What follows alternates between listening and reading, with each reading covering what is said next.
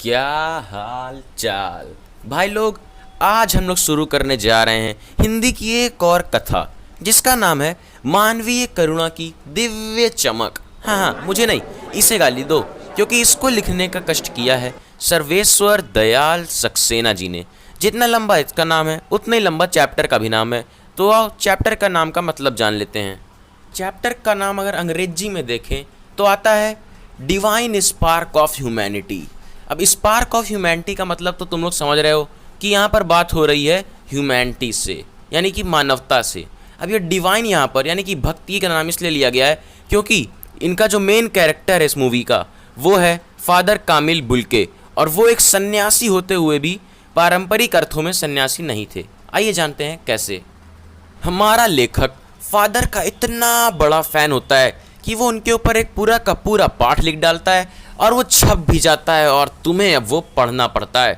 हमारे लेखक ने ये पूरा पाठ सिर्फ और सिर्फ फादर की याद में ही लिख डाला है। तो उसी की तारीफ करते हुए लिखते हैं कि फादर इतने ज़्यादा अच्छे व्यक्ति थे कि ना वो किसी के बारे में बुरा सोचते थे ना वो किसी से बुरा बोलते थे। फिर भी इतने अच्छे व्यक्ति को ईश्वर ने जहरबाद यानी कि एक जहरीले फोड़े से क्यों मारा? मारना ही था तो सीधे ट्रक से ठुकवा देते यार। लेखक को भगवान से यही शिकायत है कि इतने अच्छे व्यक्ति को जो हमेशा आस्था के पीछे पड़ा रहता है, यानी कि भगवान की आस्था के पीछे पड़ा रहता है, तो उसे इतना कष्ट देकर क्यों मारा? तो आगे लेखक फादर के बारे में कुछ और बातें बताता है।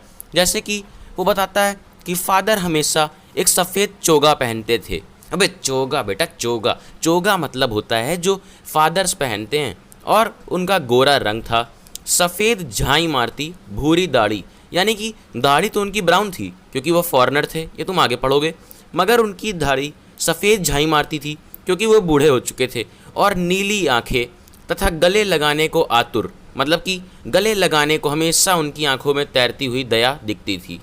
लेखक को फादर के संग बिताए हुए वो पल याद आते। अरे नहीं, वो गार्डन वाले पल नहीं, अब फादर के संग बिताए हुए परिमल वाले पल। परिमल यानी कि लेखकों और कवियों का एक संगठन था, तो उसमें फादर भी थे और ये लेखक भी था। तो फादर उसमें सबसे बड़े सदस्य की तरह थे। हमारे लेखक को फादर की प्रेजेंस यानी कि फादर का होना ऐसा लगता था मानो वो देवदार की छाया में खड़ा हो। देवदार एक बहुत बड़ा पेड़ होता है। अब उसको ऐसा क्यों लगता था? तो इसके लिए तुम्हें ये 3 पॉइंट्स लिखने होंगे। पहला पॉइंट कि जब भी हंसी मजाक होता था तो फादर उसमें शामिल रहते थे, वो कोई बड़े होने का कुछ घमंड सा नहीं दिखाते थे। दूसरा पॉइंट कि जब भी कोई गंभीर बहस होती आपस में लेखकों के बीच, या फिर उनकी रचनाओं पर बहस होती कि क्या रचना नहीं बन रही है, क्या लिख रहे हैं, तो उस पर भी फादर अपनी बेबाक राय देते थे कि अच्छा लिख रहे हो या कैसा लिख रहे हो। तीसरा पॉइंट कि जब भी कोई उत्सव होता या समारोह होता तो फादर बड़े भाई की तरह खड़े होकर सबको अपने आशीर्वाद से भर देते थे।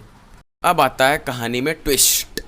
ये जो फादर इतने सन्यासी बने फिर रहे थे, ये असल में इंडियन थे ही नहीं, ये पैदा हुए थे बेल्जियम में। और इंडिया कब आए? जब ये बेल्जियम में इंजीनियरिंग कर रहे थे, पढ़ाई भाई कर रहे थे भाई। तो इंजीनियरिंग जब ये कर रहे थे तो उसके लास्ट ईयर में यानी कि आखिरी साल में उनके दिमाग में सन्यासी बनने की इच्छा जागी। यार बेल्जियम में इतना अच्छा माहौल होता है, वहाँ पर सन्यासी बनने की इच्छा किसकी जागती है?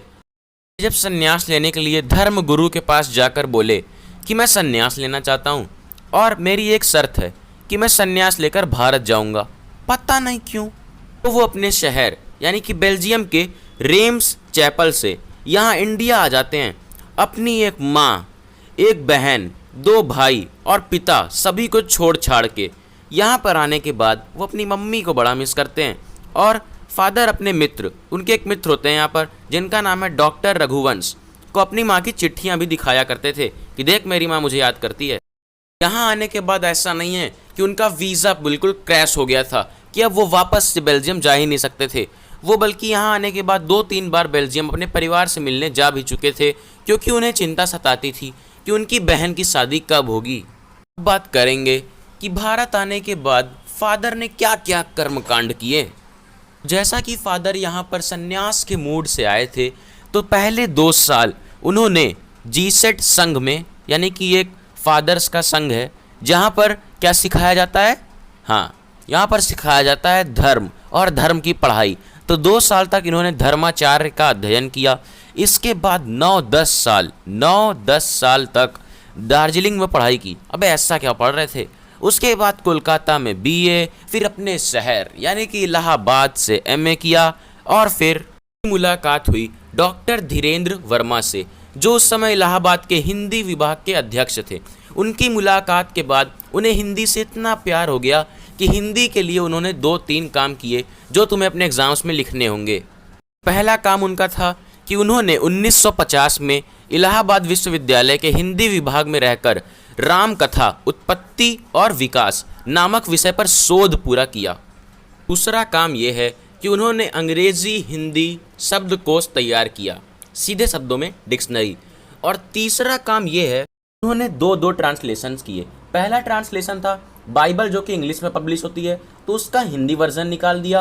और दूसरा मातरलिंक, एक बहुत ही फेमस राइटर का बहुत ही फेमस नाटक, उस नाटक भी इंग्लिश में था और नाटक का नाम था ब्लू बर्ड, तो उसका हिंदी ट्रांसलेशन निकाल दिया। इसका नाम रखा नील पंछी। फादर को ये चिंता बार बार सताती है कि अब हम इंडिया के लोग एहो हमार करेजा से बदलकर हे बेब्स में आ गए हैं, यानी कि हम हिंदी वाले होकर हिंदी की मजाक उड़ाते हैं, जो फादर को बिल्कुल भी पसंद नहीं आता।